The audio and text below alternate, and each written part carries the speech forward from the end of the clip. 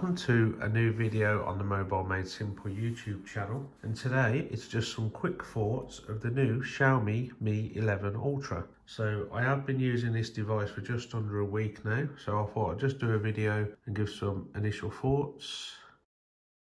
So firstly, this was imported from WondaMobile.com. So this is the Chinese version and it's the 256 gig with 12 gig of RAM. I did go for the ceramic white. Comes with this clear case in the box, and obviously I'm using it in the UK. So when you do order from Wonda Mobile, the box is already open when you receive it, but that's because Wonda open it and they load on Google Play services and the Google Play Store, because obviously this is running the Chinese ROM. So I have changed the setup a little. So I am using Nova Launcher on here. The Google feed's working okay now.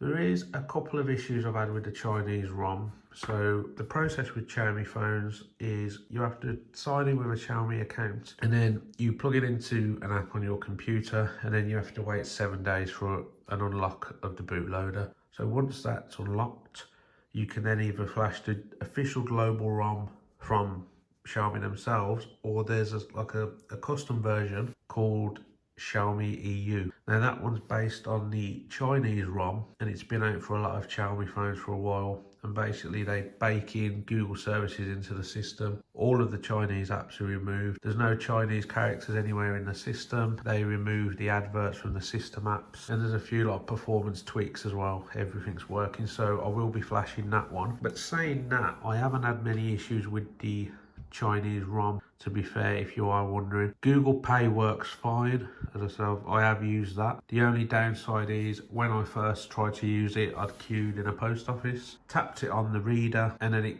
it was coming up with some Chinese characters and an NFC message. I had no idea what was going on, so I had to ask the clerk if I could just rejoin the queue whilst I quickly got on Google, and then I found out, actually I'll show you if I can find it now. That's one thing, the settings are quite extensive on the My UI, and it can be a little difficult to find. So look in NFC, is there any, yeah.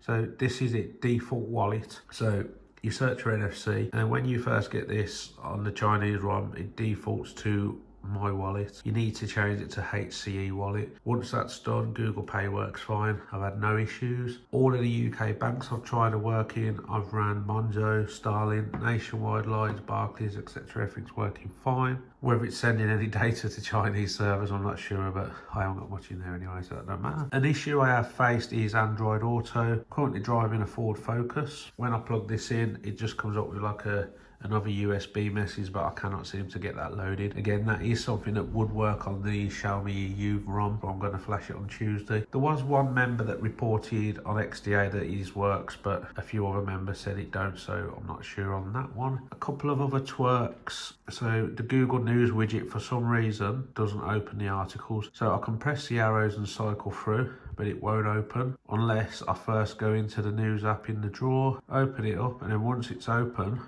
you can then open the article. So I've gone into the settings, I've changed the battery save, I've changed auto start, etc., but it hasn't made any difference. So hopefully that will work on the EU version. So what do I think of the phone overall? So the charging's great. I did try a OnePlus 9 Pro previously, but straight away, it's a nice phone, but I just found that quite boring. With this phone, I had the complete opposite. Once I opened it, I liked it immediately. I've messed with the software, etc., got Nova Launcher running. Yeah, the charging speed's fantastic. So I'd say the battery life's been average so far, but obviously it is still on early software. Probably by late afternoon, I'm on about 40%, but I am a very heavy user. The saying that you literally plug it into the 67 watt charger and you're back on 100 in about 20 minutes, so faultless. I did buy the charger separately. I think it was £20 extra with Wonda Mobile, and they give you the charger and plug. I haven't got the wireless charger yet, but maybe I will try that in the future. The speakers on this are great. They're one of the loudest sounding I've heard. The haptics on this phone are also very good. I know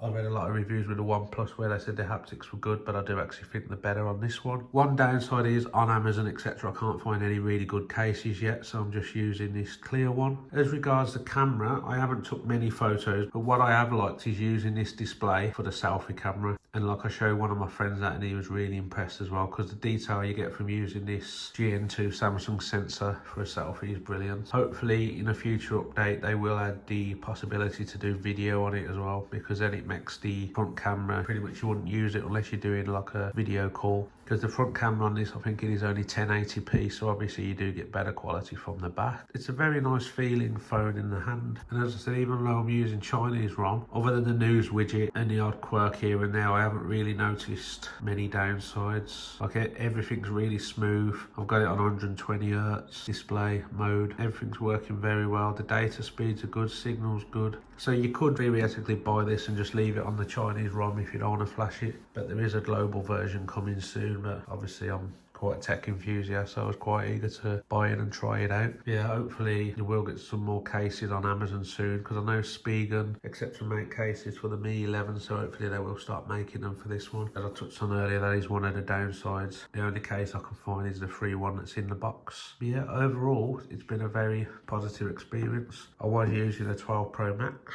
as a daily driver, but I've now fully moved to this. So yeah, if you have tried this phone, let me know what you think in the comments. Obviously this isn't a review or anything, it is just my quick thoughts, but as I've had it for just under a week and it's quite a popular phone, I thought I would put some obviously thoughts out there. But yeah, when there is more cases available, then I will get some and obviously review them on the channel, as I think this will be a popular phone. Once again, let me know what you think of the phone in the comments, and thanks for watching.